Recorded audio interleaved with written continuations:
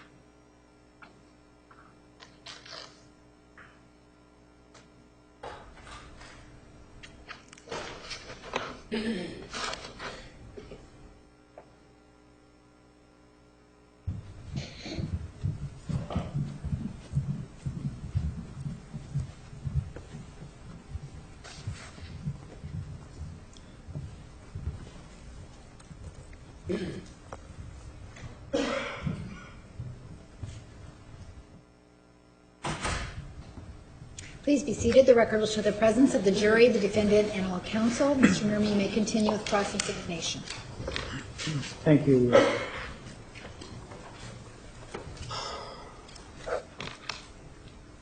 Detective, before we get back into Exhibit 428, do you recall this morning I asked you some questions about a picture, and we can pull it if you like, but the picture of the bullet casing in the blood, do you remember that from this morning? Yes, I do.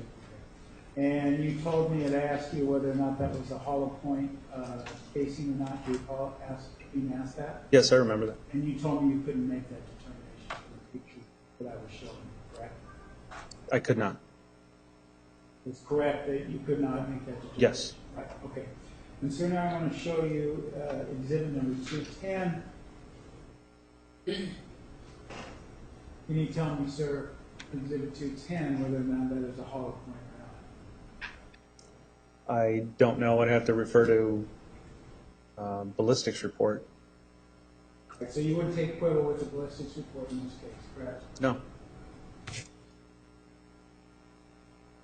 Now, Detective, as it relates to exhibit 428, did you listen to it while it was played? Yes, I did. Okay.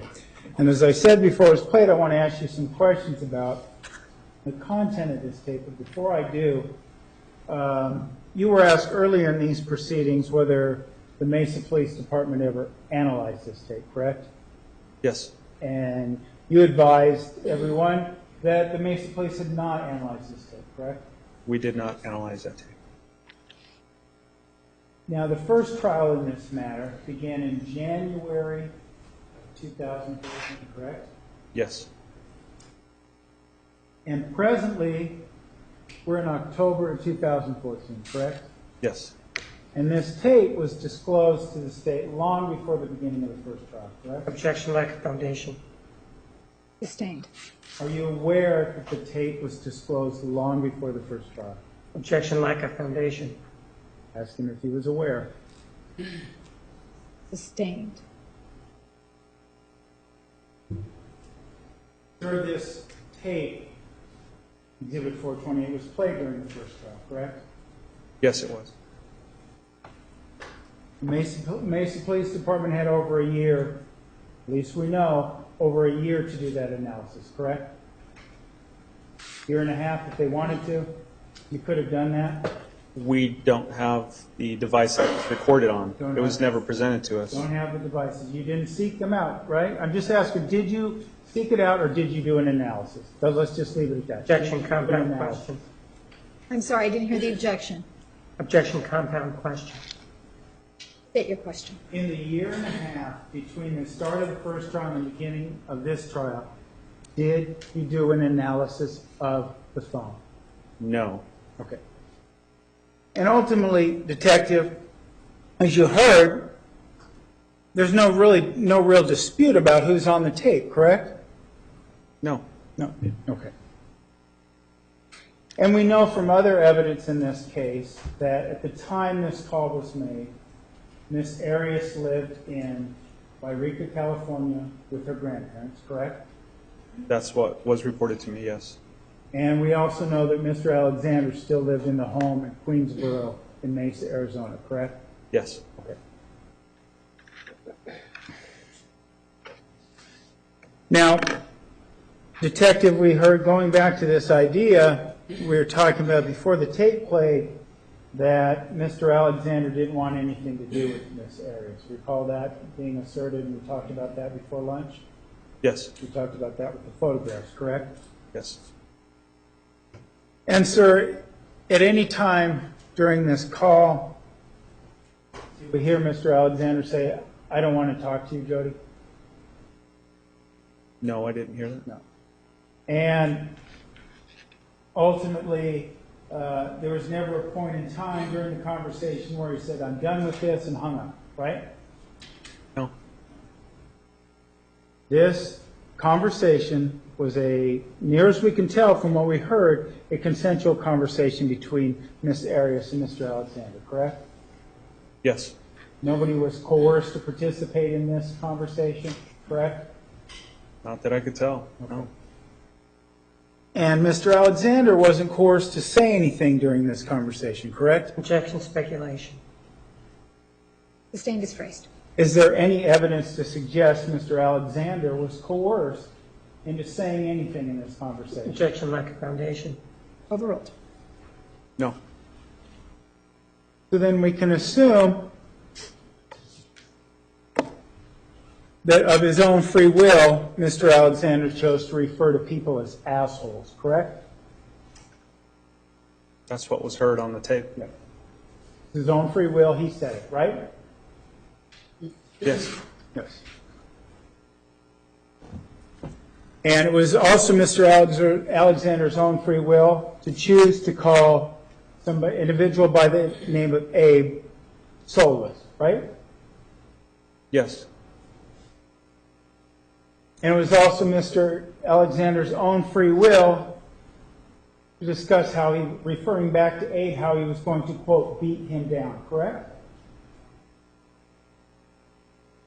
I don't remember him saying he was going to beat him down. Okay. Well, we can play the tape again if you like. We talk about him beating Abe down. You don't remember that? I remember something to that effect, but I don't know if it was exactly those words. Okay. Something to that effect. We can agree on that, right? Yes. Okay. He also talked about, of his own free will, not forced to say it, how he was going to, referring back to Abe, how he gave him the whip his A vibe in the bathroom, correct? Objection, cumulative evidence. This tape speaks for itself. Approach, please.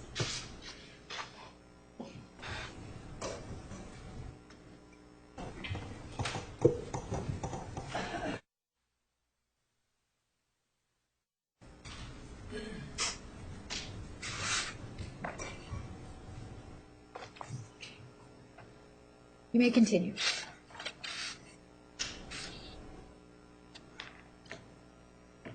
Detective, based on what you've told us as well, when Mr. Alexander told Miss Arias that you have been miserable and I have like raped you, he did that out of his own free will, correct? Objection, cumulative. Overruled. Yes, he said they had that conversation, yes. Okay.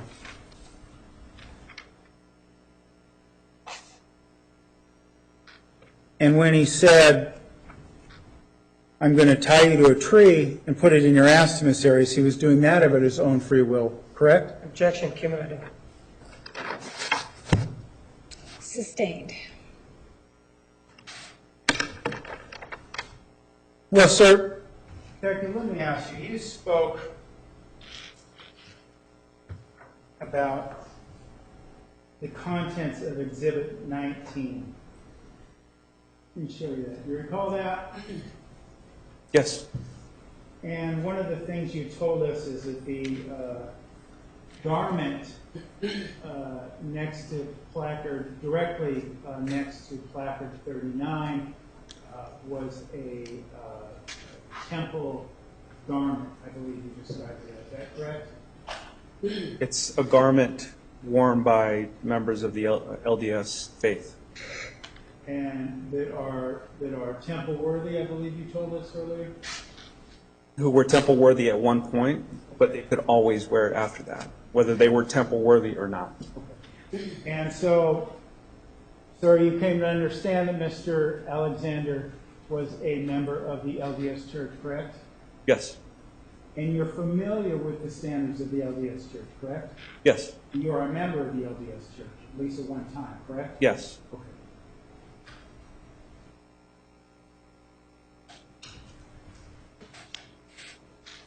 So, sir, let me ask you, is it consistent with the values and the dictates of the LDS Church to tell a young woman that you want to zip tie her around a tree and blindfold her? Objection, relevance character of the victim. Sustained. May we approach? You may.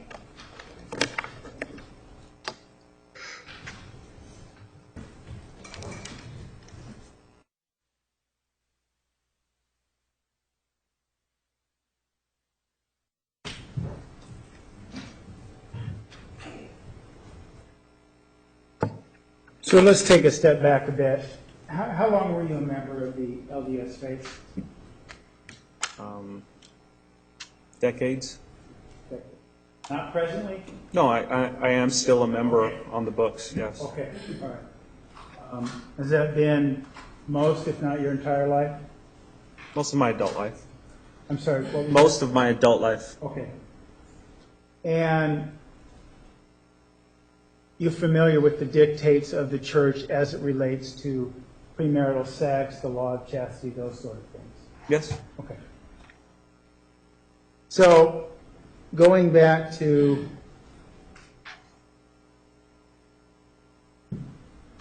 Exhibit 19, going back to these garments, you told us you have enough knowledge to say that a garment such as we see near placard 39 is worn by someone who is either temple worthy or once was temple worthy, correct? Yes, it's their individual choice to wear them or not. All right. And you have, the point being, you have enough basis of knowledge in the practice of the church to know something like that as well, correct? Yes.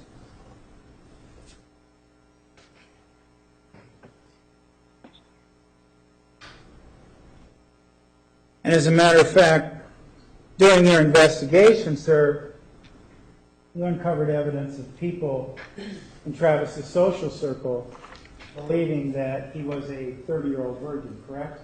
Objection, relevance. Overruled. Some people, I guess, believe that he had never had sex before, yes. So that's a yes. Some people believe he was a, quote, 30-year-old virgin, right? Yes.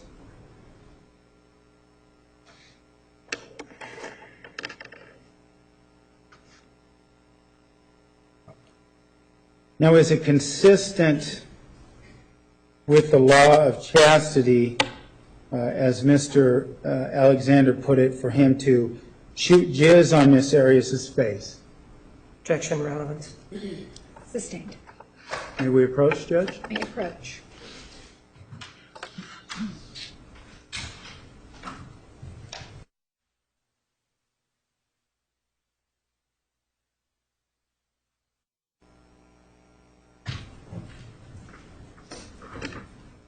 You may continue. I don't think we got an answer. Could you read back? Question,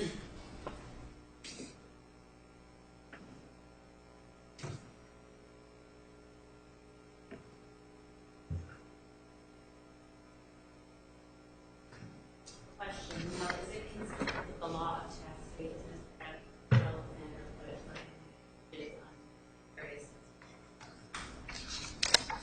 I think they both said things that were not consistent Detective, with the I'm law going to of object chastity. non-responsive. The question was it against the laws of chastity for Mr. Alexander to say that? Yes, it was consistent with the laws of chastity in any Christian. Objection non-responsive. Ask and answer. Sustained. Detective, you'll be so kind as to let me know if you don't understand any of the questions I'm posing, okay? Objection, is that a question? He's instructing the witness. That's for the judge, not the lawyers. Overruled.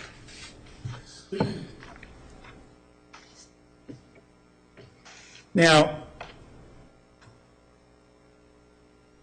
we also heard on this tape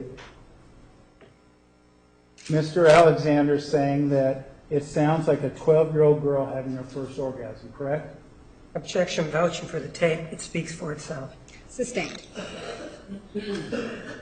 Sir, would knowing how a 12-year-old girl's first orgasm sounds like, would that be consistent with the laws of chastity? Objection, relevance.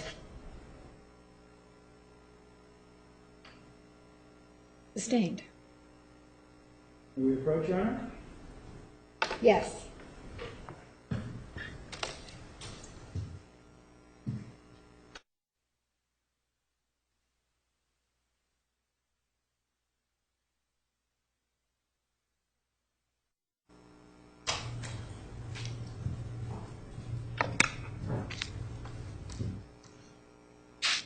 Sir, would there be a legal way for a person to know what a 12-year-old girl's first orgasm sound like?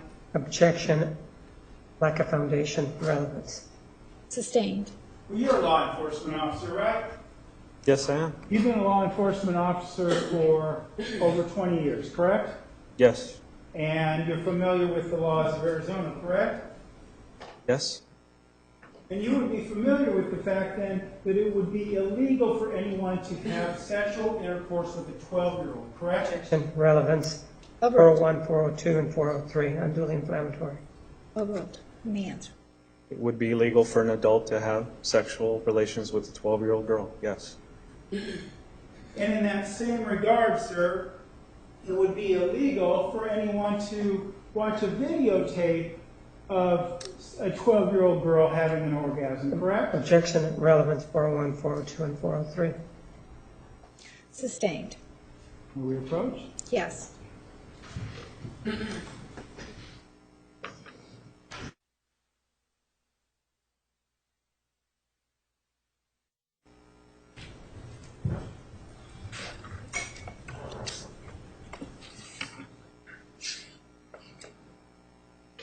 Mr. Alexander wasn't a law enforcement official, correct? No. He sold legal insurance, correct? Yes. And we don't have any information that he ever would have been on a jury or been involved in any law enforcement proceedings where he listened or heard or watched child pornography, correct? Objection, lack of foundation. Overruled. You may answer if you can. I don't know. No evidence to support that idea, correct? Objection, asked and answered. He said he doesn't know. Overruled. You may answer. No. So there would be no lawful way or means that you know of for Mr. Alexander to have any frame of reference for what a 12-year-old girl's first orgasm sounds like. Objection, lack of foundation as to how Mr. Alexander or what he meant with regard to that in his frame of reference. Overruled. You may answer yes or no. No.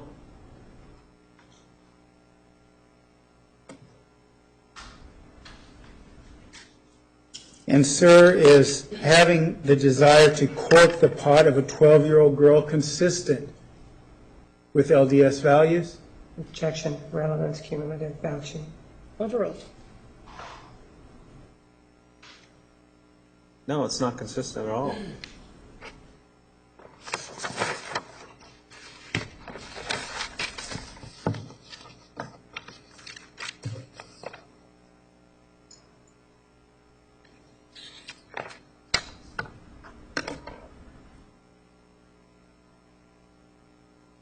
And sir, the law of chastity, something we've been talking about, so I think it's a good time to explain that. Could you explain that to the jury, what it means? I could. Could you be so kind? It's a set of rules and guidelines, not just in the LDS church, but in any church. When I was Catholic, it was the same thing. You do not have sexual relations with someone who you are not married to. You try to refrain from those activities until after marriage.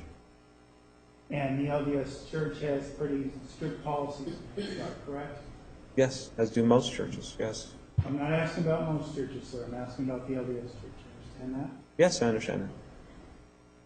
So the LDS Church, then going back to my question, has strong policies against such behavior, correct? Wouldn't say it's a policy per se, but it's just a guideline. We talked about the garments in Exhibit 19. One can lose their temple-worthy status if one is known to have violated these rules, correct? Yes, they could. Okay.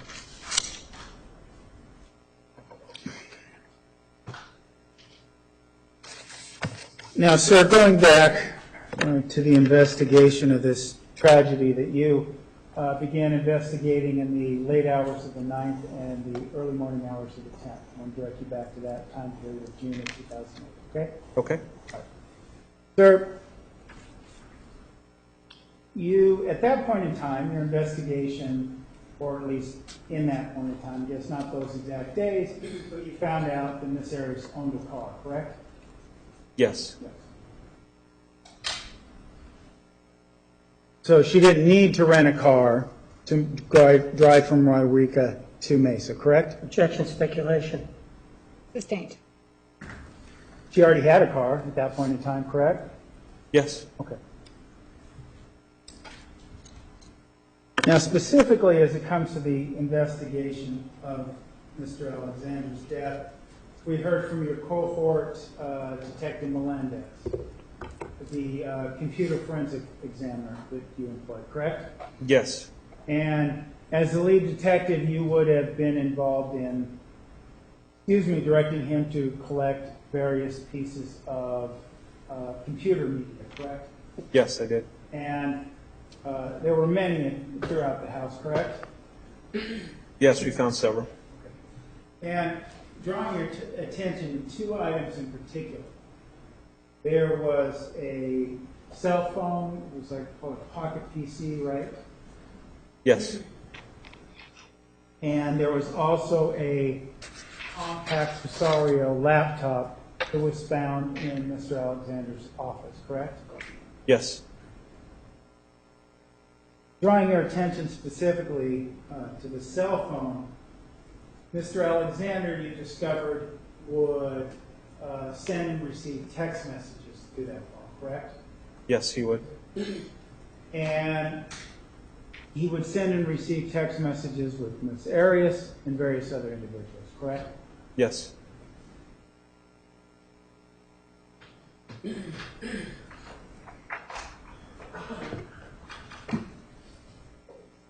Specifically, Detective, I want to draw your attention to Exhibit 440, Your Honor, if I may approach. You may.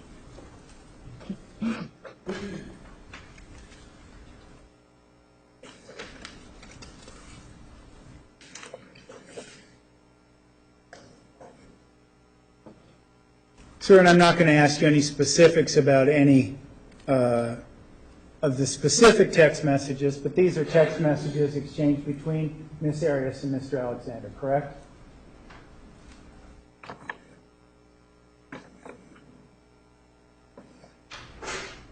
Yes, they appear to be.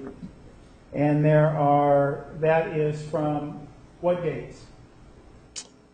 From February 1st of 2006 to June 6th of 2008. And there are dozens, if not hundreds of them in those pages, correct? Yes. They had a lot of mutual contact with each other through text messages, correct? Yes, they did. Is there anything about Mr. Alexander's phone? Did it have the ability to text Ms. Arias without his knowledge? I assume not. Okay. Anything about the phone that could take control of Mr. Alexander's mind and force him to send certain text messages to Ms. Arias? No.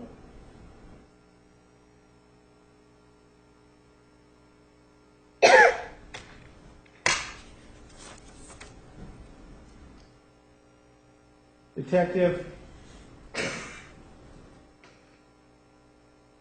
and sir, just before we move on to that, exhibit, we have constant communication between the two of them. Consistent anyway, from the first day those text messages are documented right up to past the days of his death, right? Yes.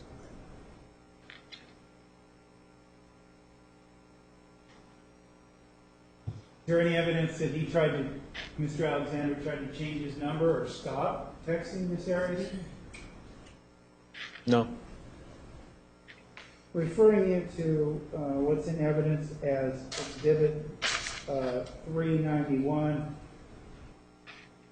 received detective is a copy of a message that Travis Alexander sent to Miss Arias. Do you see that?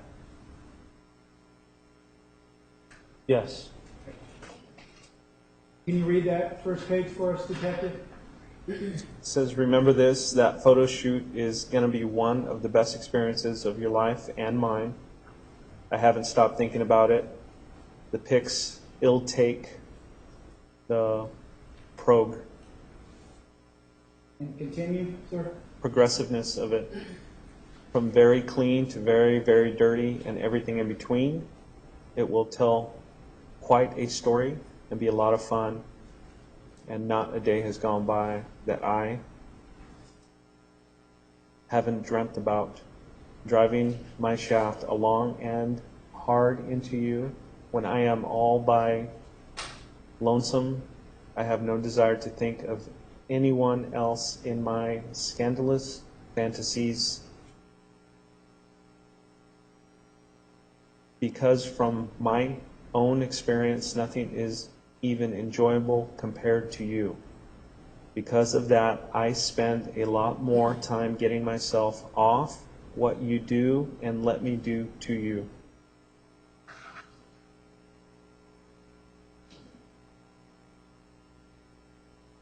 Puts me on another planet. You are the ultimate slut in bed. No wonder I blow enormous loads every time I want to send one down your throat and another on your face, and want to taste you as you ride my face. I want to thoroughly work my tongue along every hole of your body. You are going to get taken like you have, it's never been taken before. When it's done, the intensity will make your body feel like you've been raped, but you will have enjoyed every delightful moment of it. You'll rejoice in being a whore. That sole purpose in life is to be mine, to have animalistic sex with, and to please me in any way I desire. I will rejoice in you getting off on the fact that you can do and have me do anything you ask of me at any time you want it, like a sex slave, except for I am not obligated to do it, but free to do it, and is my only desire to be your muse, designed for your most vile and lustful pleasures, to be given to you in any form you want them. And sir, sending a text message to a woman with that content as we see in Exhibit 391, that's not consistent with LDS values, is it? Objection, relevance. Overruled. It is not, but people have free choice. They can do what they want. Answered. Overruled. What was that, sir? People have free choice? They have free will. They do indeed. They do indeed. And they have free will and free choice to hold themselves out one way and do something else behind closed doors, don't they? They all do, yes. Yes.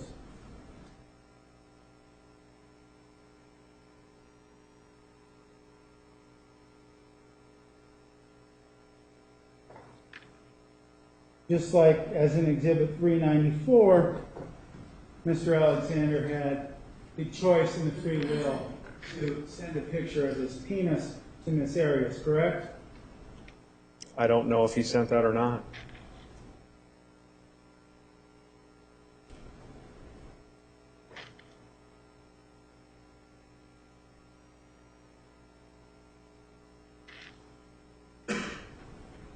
So the other thing I want to talk to you about is emails. This computer of Mr. Alexander's wasn't capable, again, of sending emails off to Miss Arias by itself, correct? No. And we know, Detective, I'm going to show you, and if I may approach, Your Honor. You may. Exhibit 401.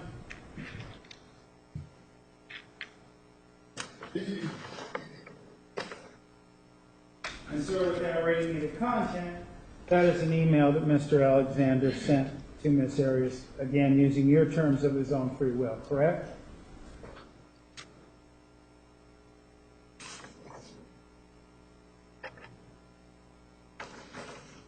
Yes. And that is just one of many, correct? There were many emails, yes. Yes. And there were also many instant message conversations that took place on Mr. Alexander's computer, correct? Yes. And we talked before how Mr. Alexander exercised his free will to refer to Miss Arias as a slut, correct? Yes, he did. As a whore, correct? Yes. And as a three-hole wonder, correct? Yes.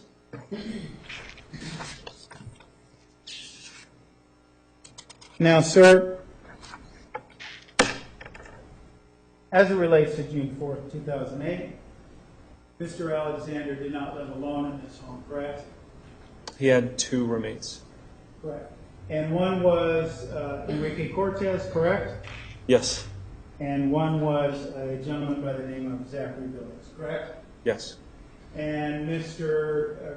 Cortez had moved in 2 days, no more than a week prior to Mr. Alexander's death, correct? Right around that time. Right yes. around that. Okay.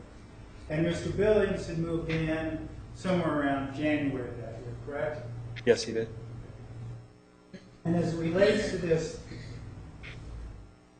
roommate situation, if you will, one of the things you learned is, and I'll focus specifically on Mr. Billings now, okay? Okay. Mr. Billings lived there for, we were talking 5-6 months in that ballpark, right? Yes, he did. Okay. And he never had a key to the home, correct? I don't believe he did. Yeah, he told you that in an interview, correct? Yes. So the doors, and that's consistent with one of the things you heard, the doors in Mr. Alexander's home were more often than not unlocked, correct? There were times when he left them unlocked, and the More roommates. often than not unlocked, Yes. correct? And the roommates would use the keypad to get into the garage as well. Now, at any point in time during your investigation, Mr. Billings never told you that he was warned about Jodi Arias, right? Warned about Jodi Warned, oh, Arias? this girl's coming by, Jodi, I don't want her there, right? He knew that they were broken up and they were no longer together. That's what I But he remember. also knew she was still cleaning the house, correct? Not at that time, I told but you that yes. in an interview, that she came over on a weekly basis and cleaned the house. Yeah, and she would come around unannounced sometimes. Come around unannounced. But speaking of unannounced, Mr. Alexander never announced his visit, the visit Miss Arias is going to make on June 4th, 2008, right? No, not that I know of. Either No. roommate knew it was coming, it was happening, right? No, they thought he was gone. Okay. But neither roommate knew it was happening, right? No, They did know it was happening? no, they didn't. Okay. So the answer is yes, and neither roommate knew it was happening, Yes. right? Okay.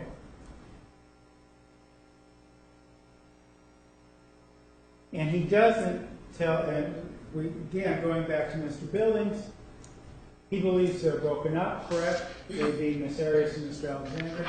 Yes. But she's still coming around and cleaning the house for payment, correct? For the first part of the year, yes. Yes, but early, we're talking January, before Miss Arias moved away in April, obviously, correct? Yes, before April.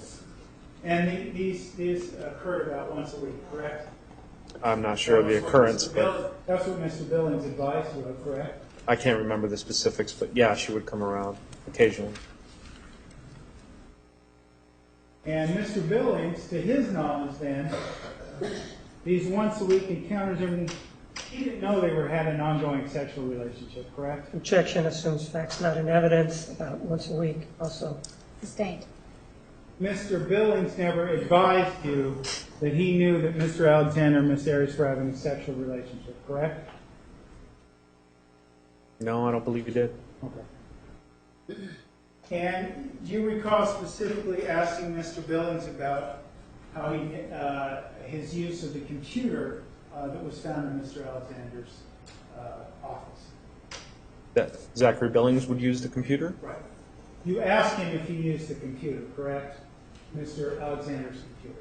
I did ask him that, yes. And he advised you that he didn't use that computer, but he actually had his own computer in his bedroom, correct? Yes, both roommates had their own computers. Both roommates, right. So Mr. Cortez, for his part, he had his own computer, had moved in a week prior, correct?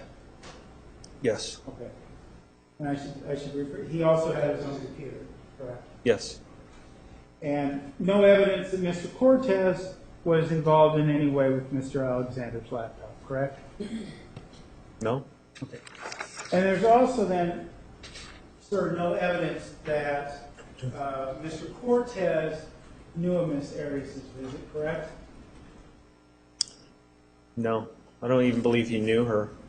Yeah, and there's just like you said, there's no evidence that he knew her. There's no evidence that Mr. Alexander said, hey, I'm having this rough time with this old girlfriend. Let me know if she comes around. No evidence of that, right? No. Now, sir, as it relates to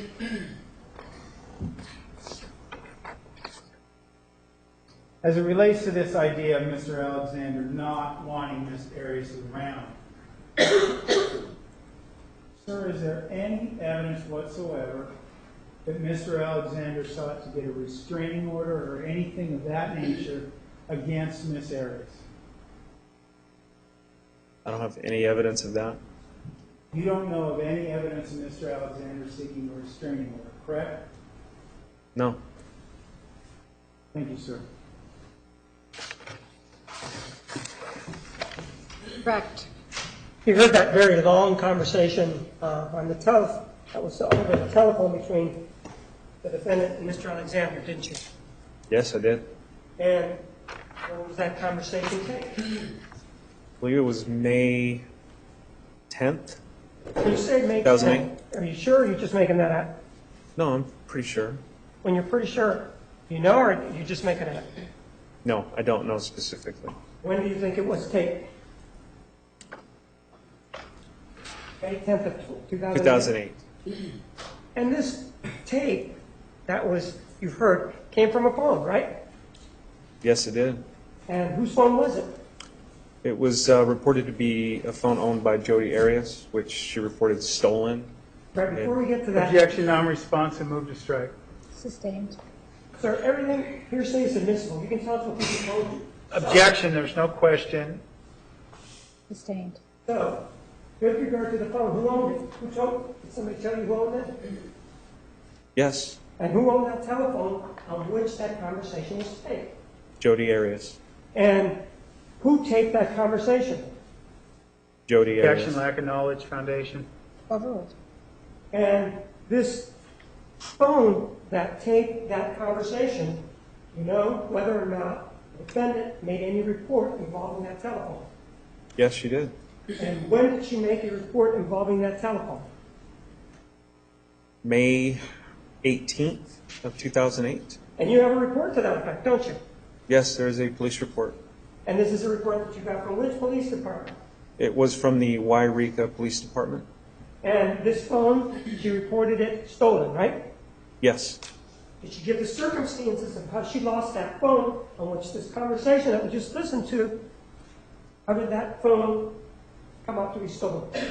It was left in a vehicle parked And this is outside. according to her, though, right? According to her testimony to the officer who took the report, she left the phone in a car that was parked outside of a Chinese food restaurant in Wairika, California. The window was possibly open. When she returned, the phone was missing. What time did she make this report? It was in the afternoon sometime, I believe. Well, why don't we just take a look at the report so that you stop guessing?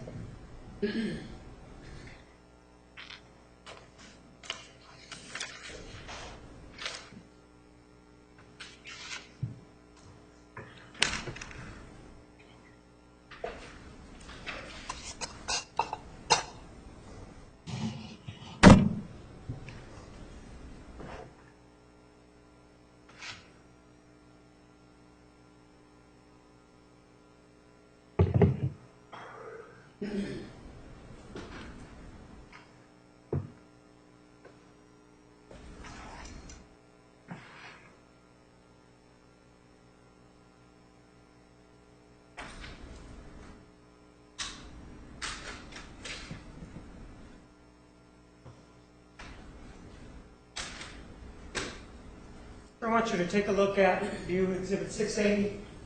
The time the report was made, once you have read it, let me know.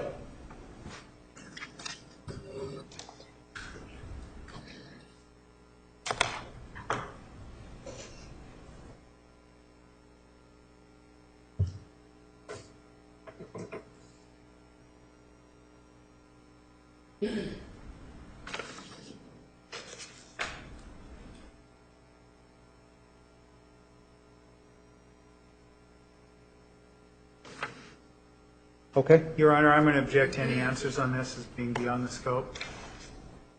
Approach, please.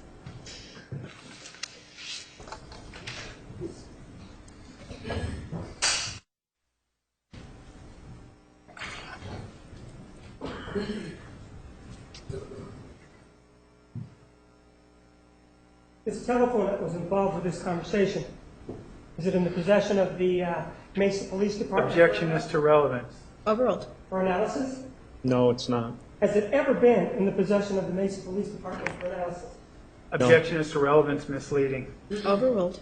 No. And this telephone that was reported stolen, do you know how do you know somebody named Lonnie Dworkin?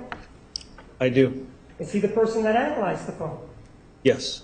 Do you have any idea how the stolen telephone in Wairika ended up with Mr. Dworkin? No, I have no idea. And in terms of the text message that you were provided, exhibit number 391 for you to read, see the date on that?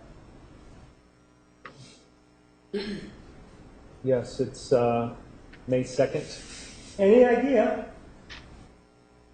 how this text message that was on that phone, has the Mesa Police Department ever had an opportunity to examine that phone that produced this particular text message, which is exhibit 391? Objection, misleading, misstates facts. Overruled. You may Do we answer. approach?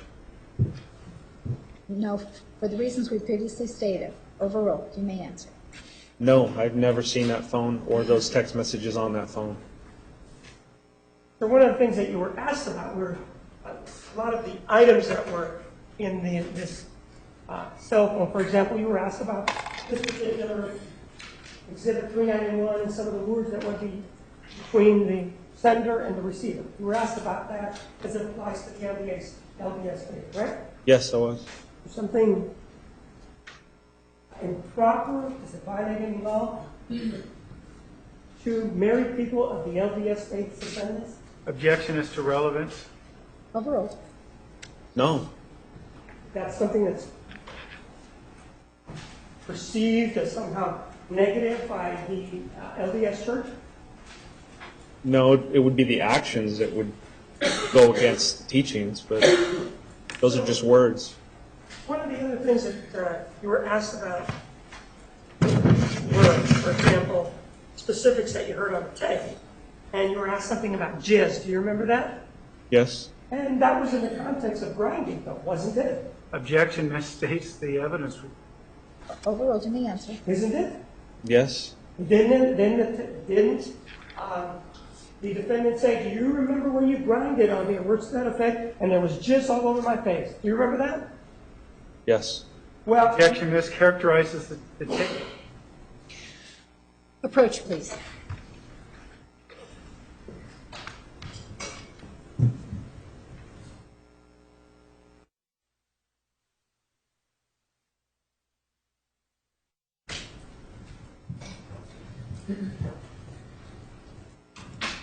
You may continue.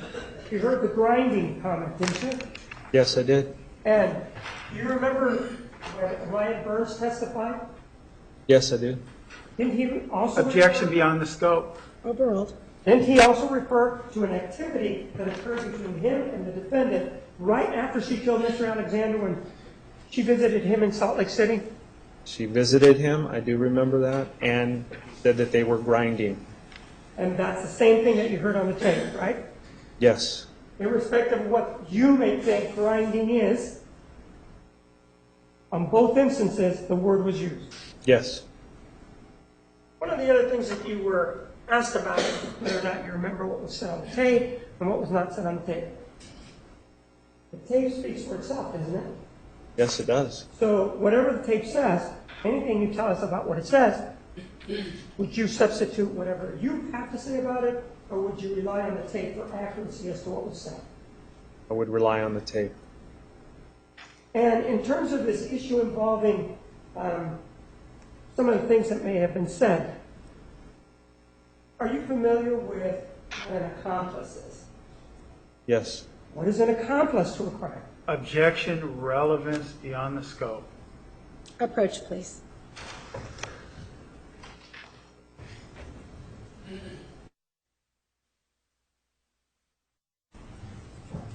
Sir, on a comment that you were asked about by defense counsel about the 12-year-old girl, he said it on, you were asked about it, and you said, yeah, I remember hearing something like that, right?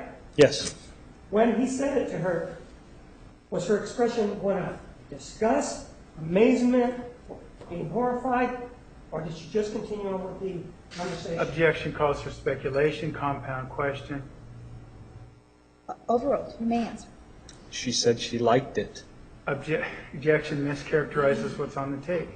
All right, the jury has the evidence. You may review the evidence at some point.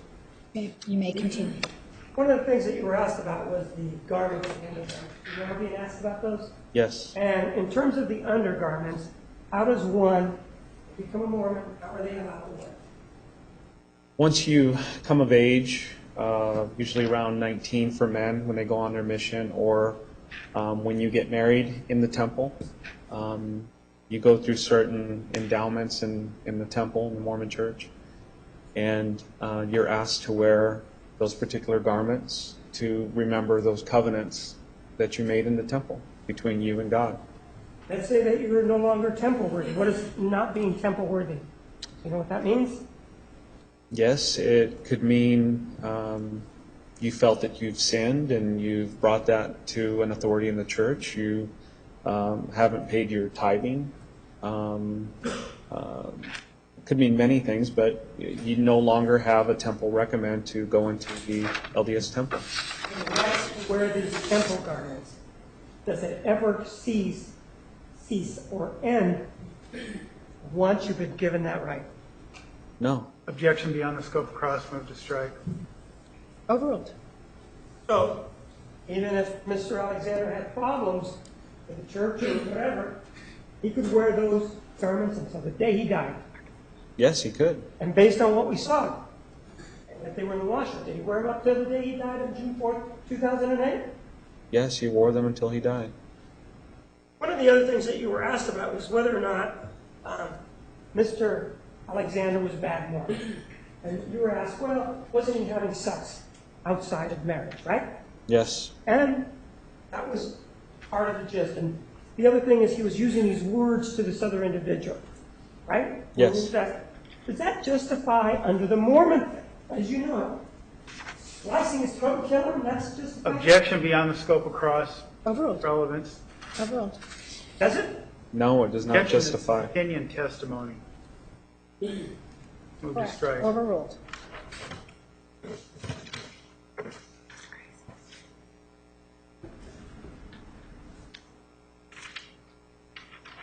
You were asked about the words that were used in this phone message.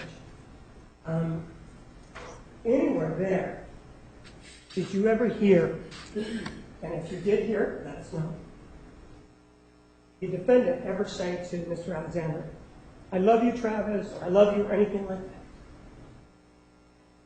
No, Did you ever hear Mr. Alexander say, love you, I love you, or anything like that? no, So in terms of love between the two of them, was that ever mentioned in that conversation? no, There were other things that were mentioned. For example, there was many other things of a sexual nature that were mentioned, though, right? yes, Is that, your opinion, if you know what love is, if you don't, tell me that. Is love and sexual attraction the same thing? Objection, foundation. Overruled. it is not the same thing. And so, for example, when you were being asked about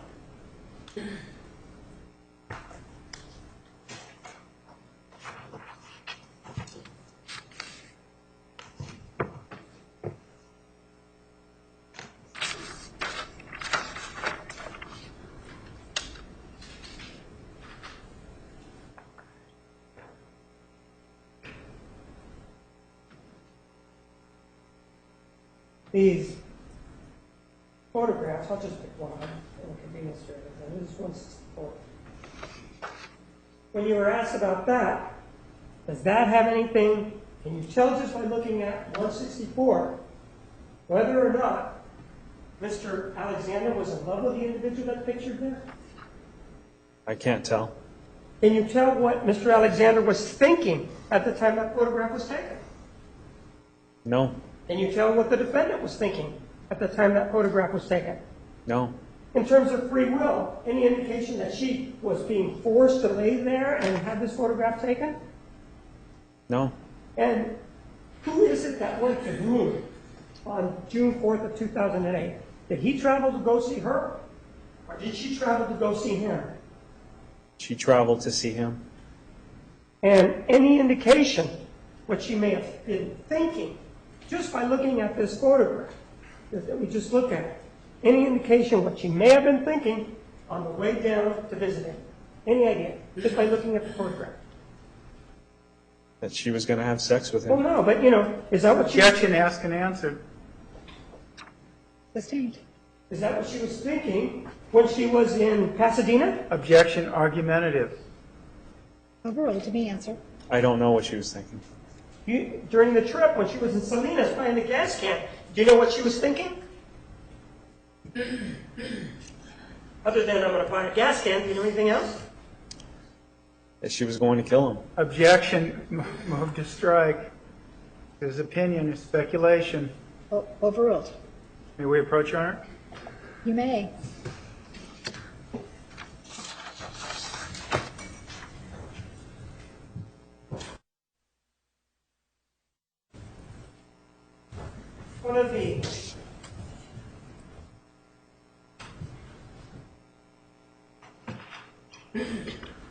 One of the other questions that you were asked about during cross-examination involved incorporating the fact that Ms. Arias was mentally ill. Do you remember being asked that? And you answered that question. Do you remember that?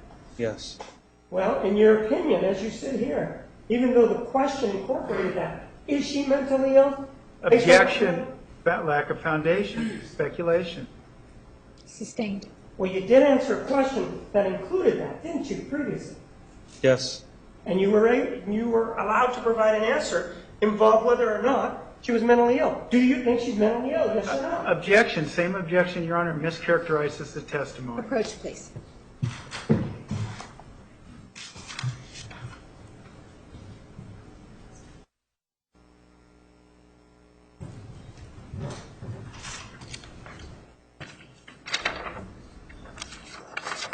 during your investigation, was there any evidence that you uncovered to indicate to you that the defendant was a mentally ill young woman? No. Sir, one of the other things that you were asked about was the defendant's age. Do you remember being asked about that? Yes, I do. And specifically, you were shown the preliminary jury instructions. And number 2 was asked about. Ms. Arias was 27 years old when she committed the offense. And you were asked about that, and you said yes, right? Yes. Well, sir, first of all, are you part of the jury that can tell us what is a mitigating circumstance or not? No. Objection beyond the scope and relevance. Sustained. And with Move to regard strike the answer. Yes. Answer stricken.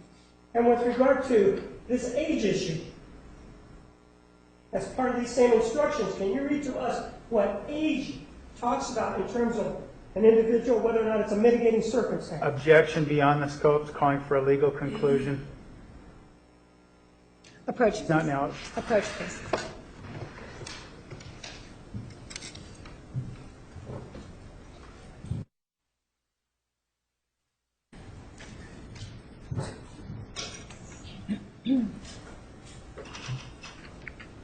Sir, in terms of the defendant's age, do you know anything about her level of intelligence?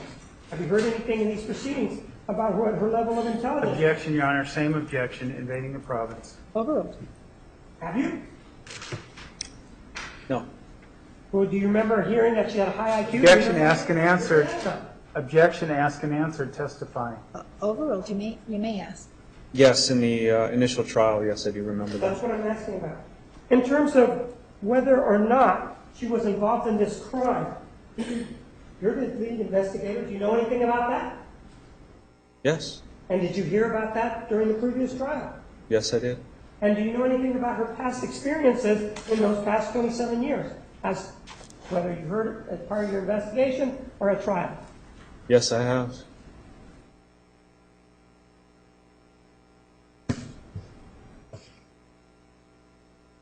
One of the things that you were asked about, sir, was when you were shown photographs of Mr. Alexander, you were asked to be Mr. Alexander, and Mr. Nurmi was the one that was holding himself out as being Ms. Arias. Ever have sex Objection, with Mr. Nurmi? Objection, mischaracterized this testimony. Move to strike. Can we Sustained. approach? Sustained. Sir, you were asked about that, weren't you? Now, with regard to that, were you naked on the witness stand? No. Had you just had a sexual experience with the person asking you the questions? Objection, relevance. Overruled. So would you have any idea as to whether or not your mindset as you sit there is different from the mindset of the individual whose back you were shown, exhibit number 143, is turned to the camera? No.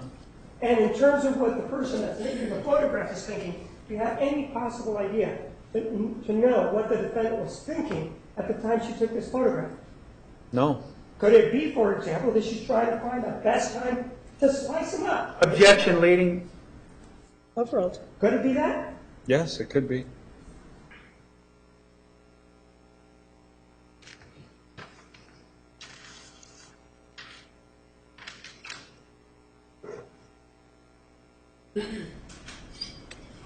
You were asked about the time, 40 seconds, that he was standing there. During those, there was a period of 24, and then 16 seconds, 40 seconds. Any way of knowing what the defendant was doing during those 24 or 16 seconds? No. Any way of knowing what she was thinking? No. Any way of knowing what Mr. Alexander was thinking at that time? No.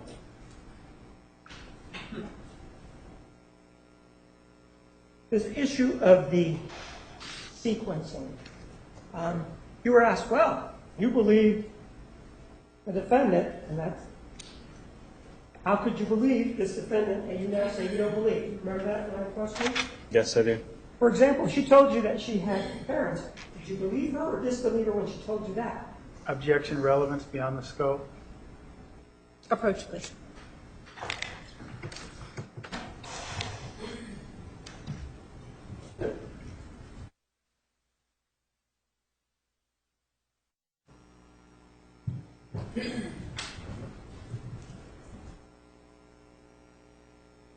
Officer, one of the things that you indicated was that the reason that you thought that the shooting was first was that something that the defendant told you. Remember that? Among other things, yes.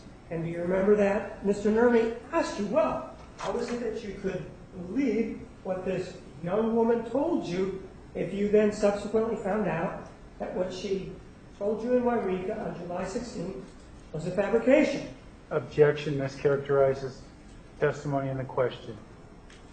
Overruled. May Remember continue. that? Yes. Well, did you disbelieve everything that she told you? No, I didn't.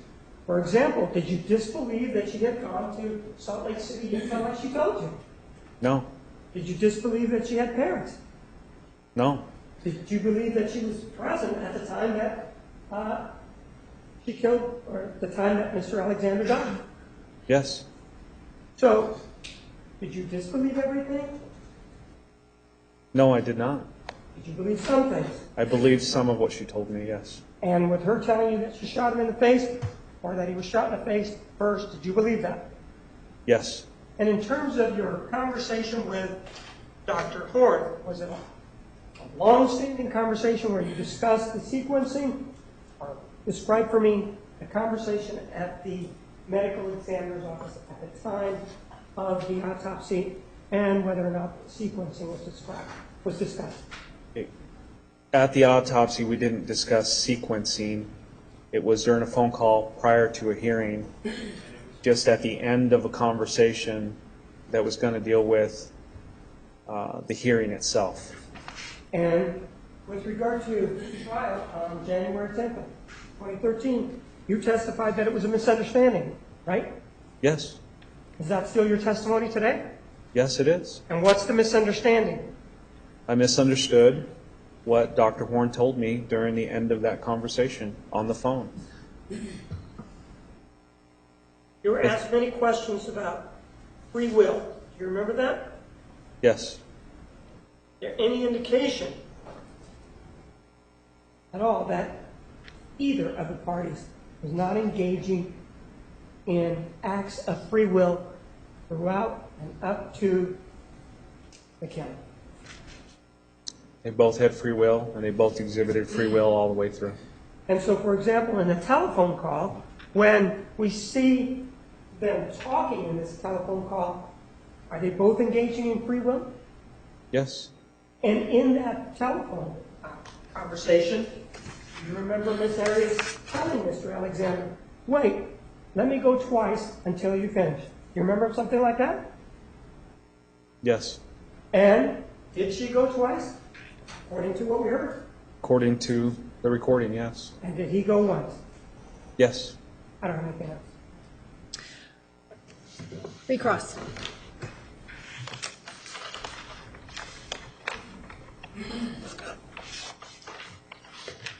You're writing a book about this case, aren't you, Detective? Objection beyond the scope, relevance. Approach, please. Ladies and gentlemen, we're going to take the afternoon recess, 15 minutes. Please be back at 3:20. Please remember the admonition.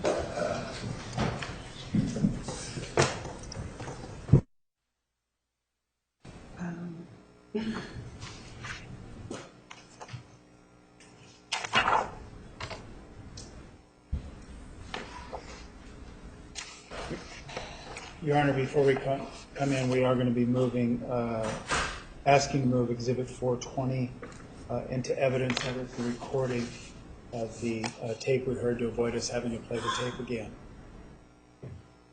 Any objection? I don't know what he's talking about. What is 420? If you could show it to me. Yeah, 420. Exhibit 420, as I said, is the transcript of the recording that we just heard, this 428. I would object it's cumulative, and the better evidence is that, and I don't agree that the transcription is accurate. Well, if you don't agree it's accurate, that's the matter. Who made the transcription? Excuse me? Who made the transcription? Defendant, not the state. No, but the jurors read it last time.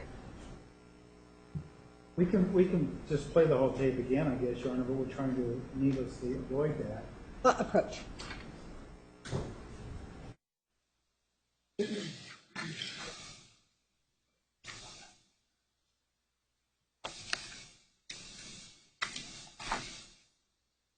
when you say the jurors read it last time, how did they read it if it wasn't admitted? We gave it to them. They had their own copies while the tables being sent so that they can read along. Remember, but we didn't allow them to keep it. They had the transcript themselves. Okay. All right. I do recall that now. Are you planning to show it to him to refresh his recollection? Why do you want to read it? He claimed, well, I want them to be able to review what they heard, but also Detective Flores testified to something that was untrue about her liking the 12-year-old girl comment. Well, you can show it to him and you can refresh his recollection with it. But I don't, if the state isn't stipulating that the transcript is accurate, I can't admit it. If you want to put a witness up there to say that they've gone through it and it's accurate, that's a different matter. But if he's not stipulating, I can't admit it. But you can certainly show it to him to refresh his recollection for that purpose without having to play the whole tape. Well, I understand what the court's saying, but we take the position that it was provided to the previous jury, that the state did not lodge objection to it. They are stopped in the subsequent proceeding from advocating now somehow that it's inauthentic. I objected last time. I never agreed to transcript. Well, and I think that I gave an instruction that they could use it, but they had to rely on the actual recording. So I'm concerned about it. At this point, you can certainly show it to them. If there's a part of it that you want to show the jury on the Alamo, then certainly the state can look at that to see if they have any objection to a specific part of it. But I'm not going to admit the entire transcript absent testimony that it's accurate. Then it's a cumulative instruction. Why a cumulative issue? Why are we highlighting a certain portion of something that's already in evidence? That's cumulative, and I disagree with that. Let's go through all the bad stuff about where the defendants say, all due respect, something about a pussy and all that stuff. Why don't we highlight that and put that in? That makes no sense to me. One, he already did highlight that in opening statements, but two, the detective misrepresented what she said. He said that she liked the 12-year-old girl comment. We have it right here in the transcript from page 3, line 21 to page 4, line 5. Talks about, she doesn't say she likes it, she says you're bad and you make me feel so dirty. And then say, I like it. But the thing is that he said that because of her demeanor, the way she was squealing when that comment was made. That somebody didn't say, I like it, for example, if I was with somebody and we were talking about, I don't know, car racing, whatever, and then, you know, I don't have to say that I like it if I'm cheering and squealing about it. And that misrepresents what's going on there to show the transcript without the live feedback. Okay. But that wasn't his testimony. His testimony was she said that she liked it. No, she said. In any event. He didn't say that. Okay, in any event, if you're going to cross-examine him about that particular part, see if that refreshes his recollection. If not, then you can replay it and accomplish it that way, and I'll just wait until you find that specific part of it. But I may sustain the objection to the transcript.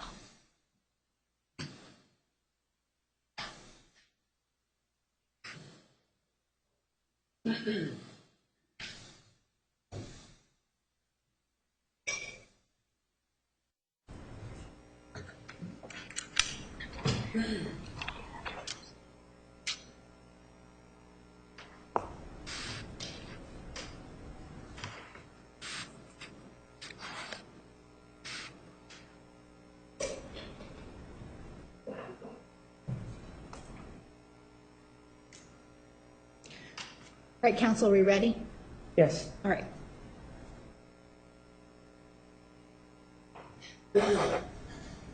All rise for the jury.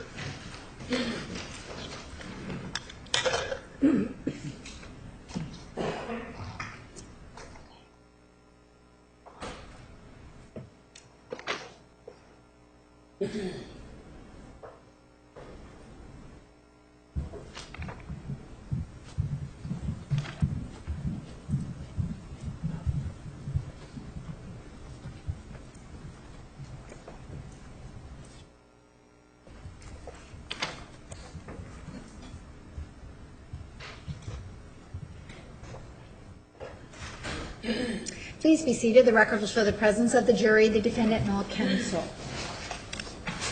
Mr. Nerman, you may continue with recross. We do have a question before him.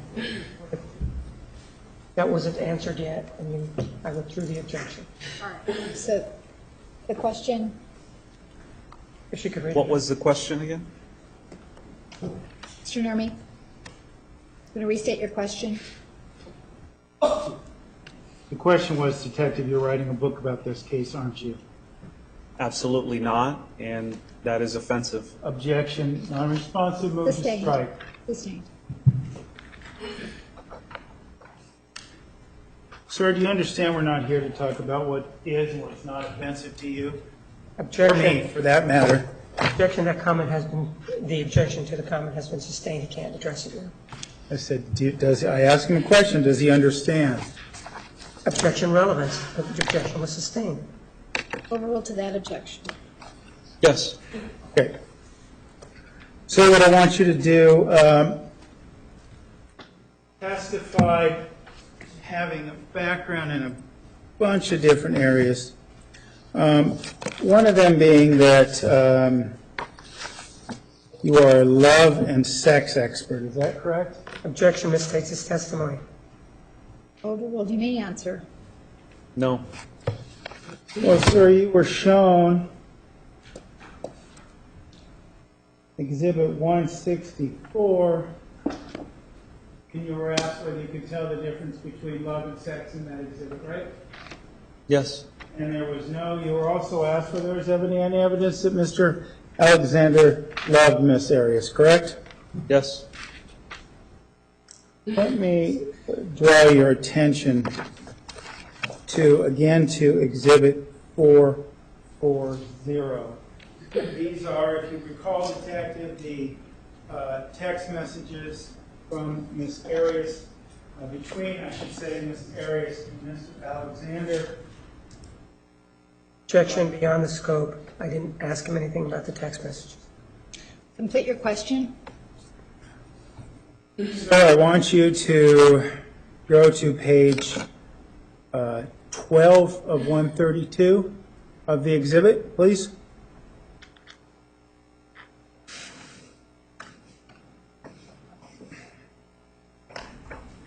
Okay. And you can see there's various text messages there, correct? Objection beyond the scope. Approach, please.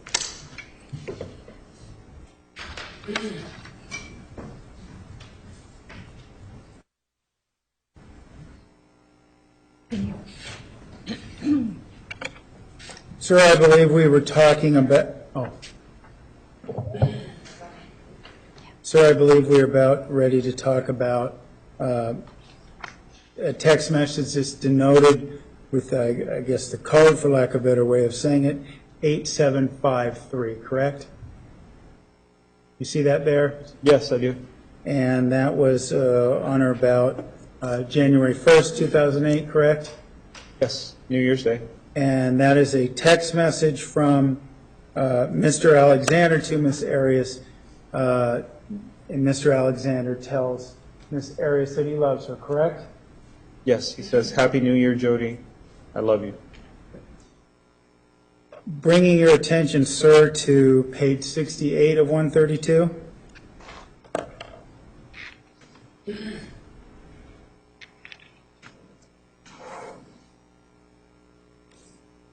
Okay. And, sir, looking at a text message coded 11704. Yes. And that's a text message from Mr. Alexander to Miss Arias indicating that he loves her, correct? Objection lack of foundation. Date. Sustained.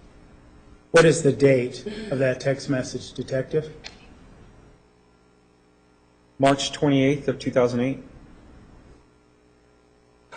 And on March 28th, 2008, is the day when Mr. Alexander texted Miss Arias to tell her that he loved her, correct? Yes. Thank you, sir. Now, as it relates to the phone conversation, you talked about this question of love was brought up. You said, well, there was no love discussed there, but during the tape, correct? Objection misstates the testimony. love between Mr. Alexander or love between him and Miss Arias, not other individuals. Yep. Can you rephrase? There was no comments. You were asked whether there were any commentary about Mr. Alexander and Miss Arias loving each other on that tape, correct? Yes. And you said that there was none, correct? Yes. But there's evidence of love in the relationship, as we just saw, at least expressions of love, correct? Objection, speculation, expressions of love. Overall, let me answer. There are expressions in these text messages. Expressions of love. Yes. Okay. Now, Detective, the other thing you testified to, sir, is that you were asked questions about Miss Arias's conduct in Salinas at the Walmart, correct? Yes. Okay. And we testified earlier that you're not a doctor, correct? I am not. And you don't have any training as a psychologist, correct? No. Okay. And you don't have any training as a lawyer either, correct? No. And if I understand correctly, too, you don't have any certificate in mind reading or anything like that, do you? No. So you really don't know what was in Miss Arias's mind when she was in Salinas, California, correct? No, I do not know exactly what was in her mind. Okay. And at the same time, you don't know if or if not Miss Arias is in fact mentally ill, correct? If she is mentally ill? You don't have the psychological training or experience to determine whether or not she's mentally ill, correct? No, I do not.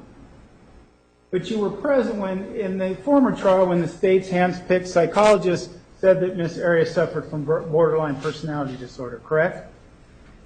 I was present during that, yes. And you were also asked whether or not you had the, quote, opportunity to test this Helio phone, correct? Yes. And are you familiar with the rules of criminal procedure, Detective? Objection, lack of foundation. He's already established he's not a lawyer. Overall, let me answer yes or no. No. No. So may we approach, Your Honor? Okay.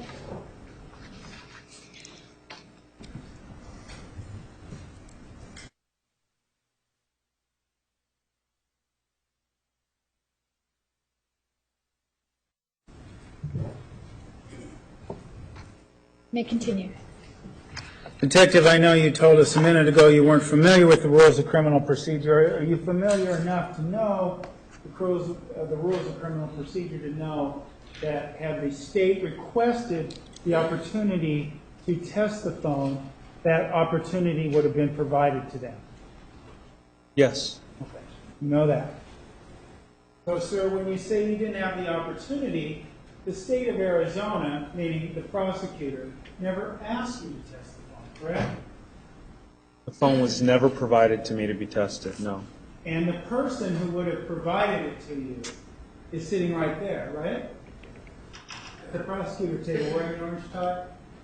I would have gotten the phone from the defense, yes. No, sir, that's not what I'm asking you, sir. This man would have directed whether or not you tested the phone, and he would have been the one who decided whether or not it needed to be tested, correct? Correct? He would Yes. have requested that, right? I assume so, yes. And he never requested that of me or of you, correct? I don't know what he requested from you, sir. Okay.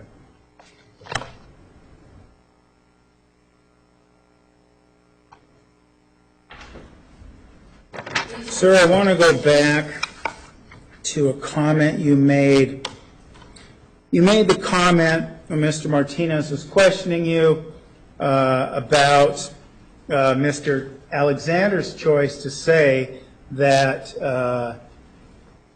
the way you moan, baby, it sounds like this 12-year-old girl having her first orgasm. It's so hot. You were asked about that by Mr. Martinez, correct? Yes, I was. And you made the comment that Jodi Arias, in response to that comment, said she liked it, correct? That was your testimony about an hour ago? Yes, I believe so, yes. And Your Honor, if I may approach. You may. Here, I'm going to show you what's been marked as Exhibit 420. Sir, and give me just a moment here. Beginning at page 3, line 21 of what I'm showing you, and line 8 of the next page. Could you just review those silently to yourself, please?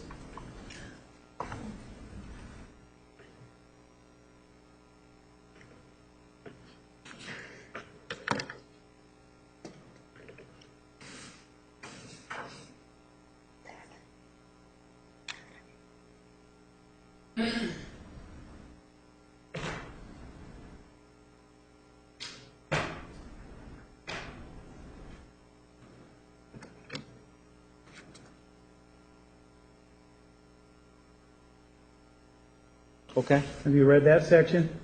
yes.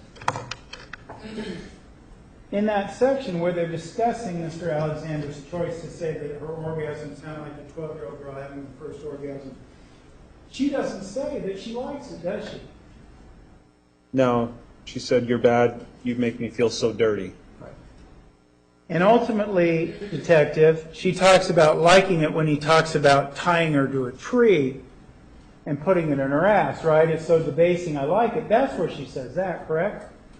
I'm not sure, but that sounds familiar. Okay. Sounds familiar. So you wouldn't take quibble if I said that's what the tape said, right? No. Okay. So as it relates to this idea that Jodi Arias liked it when he made a comment about a 12-year-old girl, you were wrong about that, right? Yes, I was wrong about that. Thank you, sir. Nothing further. Mr. Martinez. That transcript that you have in front of you talks to the demeanor when Objection. Mr. Alexander made- Objection, Your Honor. Beyond the scope, may we approach? Approach.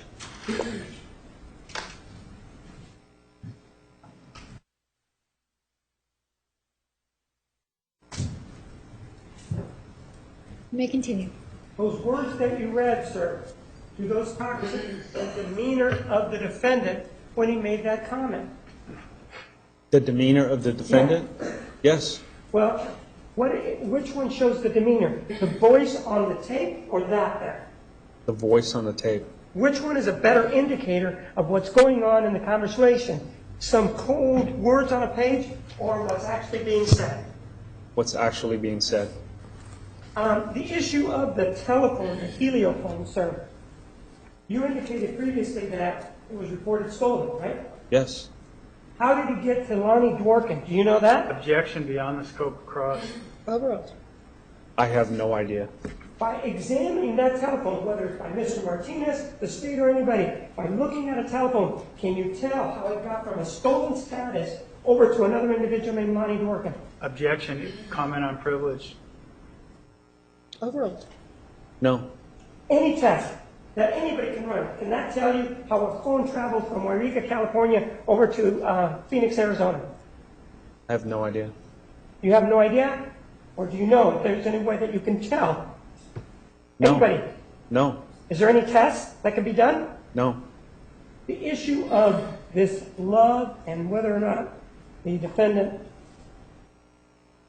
was loved by Mr. Alexander or not. I asked you about Exhibit 164. We'll get a quick glance at it.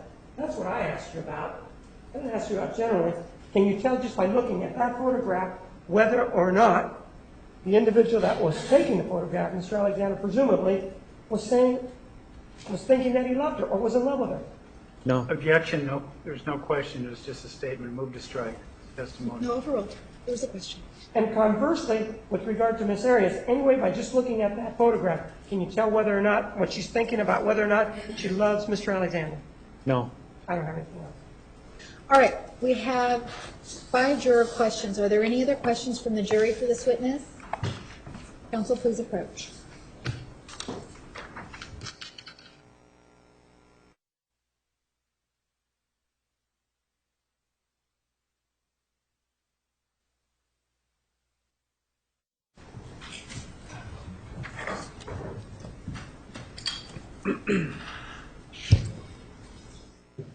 Jurors have some questions for you. Was it ever determined where Jodi Arias cleaned herself up after the murder? No, it was not determined. Were the pants seen in the photo recovered by the police? No, they were not recovered. Was any blood identified in the rental car? No.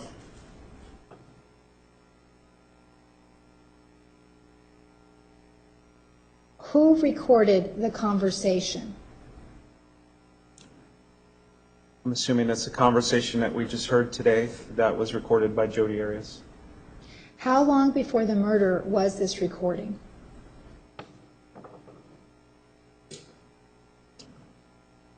Two to 3 weeks.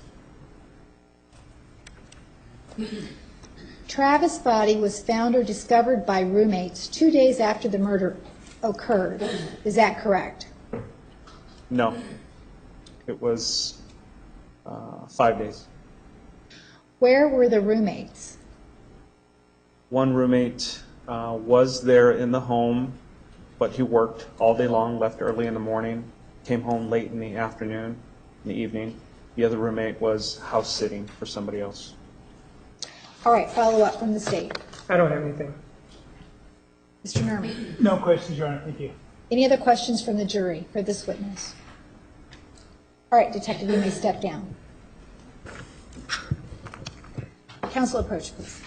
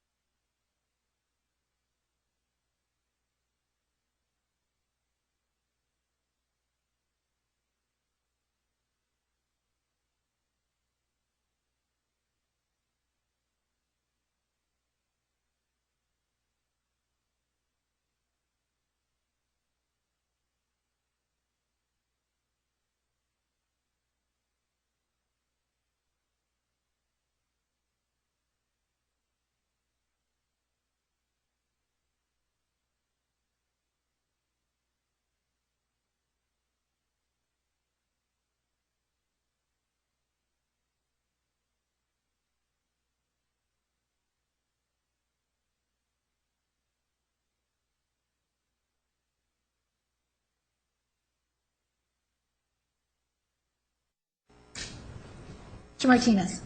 The state has no other evidence to present with regard to the underlying circumstances of the offense or the aggravating circumstances.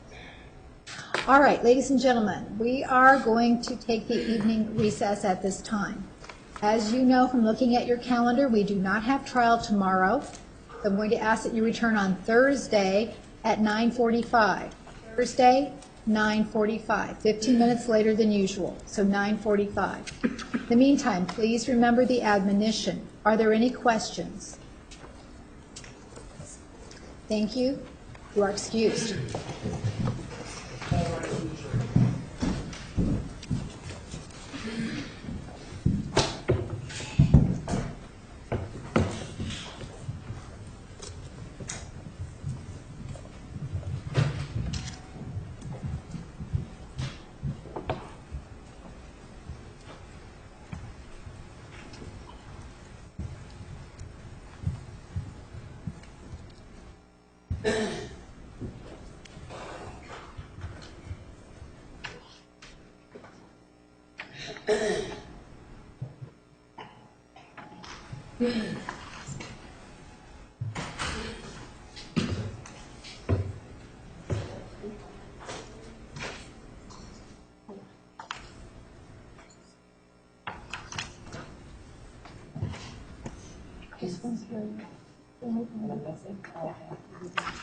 No, we are at recess.